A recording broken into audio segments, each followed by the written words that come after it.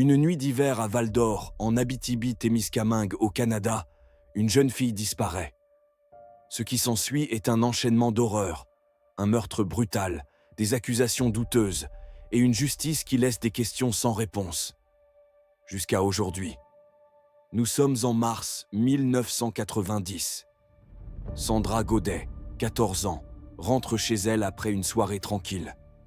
Mais elle n'y arrivera jamais. Le lendemain, son corps est retrouvé en bordure de route, à Val-d'Or. Elle a été violemment assassinée. La ville entière est sous le choc. Qui a pu commettre un tel acte? La pression monte sur la police pour résoudre ce crime.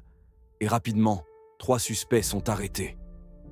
Mais, et si je vous disais que ces suspects n'avaient rien à voir avec ce crime?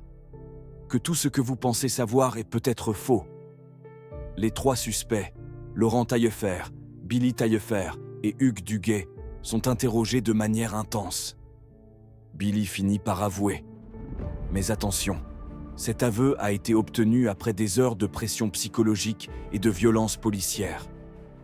Les enquêteurs avaient-ils trouvé des coupables idéaux pour calmer la population? C'est ce que beaucoup commencent à croire, mais pas le jury.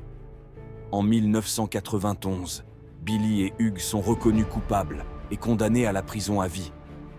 Vous pensez que l'affaire est close? Pas si vite. Ce n'est que le début d'une longue bataille pour la vérité. Des années plus tard, des irrégularités commencent à émerger. En 1998, la commission Poitras dévoile de graves erreurs dans l'enquête. La pression exercée par les policiers, l'absence de preuves tangibles. Tout indique que ces hommes pourraient être innocents.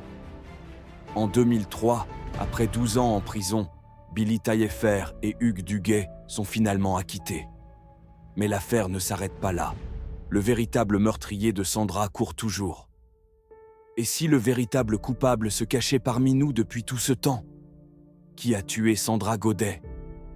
En 2017, le criminologue Jean-Claude Bernheim publie un livre explosif. Meurtrier sur mesure. Il y détaille les manipulations et omissions dans l'affaire. En 2019, un documentaire relance le débat et Val-d'Or réclame justice. Mais les années passent et le mystère reste entier. Une vie a été brisée. 2 autres ont été détruites par une erreur judiciaire. En octobre 2024, Hugues Duguay a été retrouvé sans vie à son domicile. Selon les informations disponibles, il se serait enlevé la vie. Mais une investigation est en cours afin d'établir les causes et les circonstances entourant le décès. Et aujourd'hui encore, le meurtre de Sandra Godet reste irrésolu. Cette affaire est bien plus qu'un simple fait divers. C'est un exemple de ce qui peut arriver quand la quête de justice prend le mauvais chemin. Sandra, ses proches et les hommes accusés à tort méritent des réponses. Des réponses que, peut-être, nous pourrions encore trouver. Que pensez-vous de cette affaire? Croyez-vous que la justice a échoué? Laissez votre avis en commentaire. Et si cette histoire vous a touché, n'oubliez pas de liker, de partager et de vous abonner pour découvrir d'autres affaires captivantes. Activez la cloche pour ne rien manquer. Et surtout, restez curieux.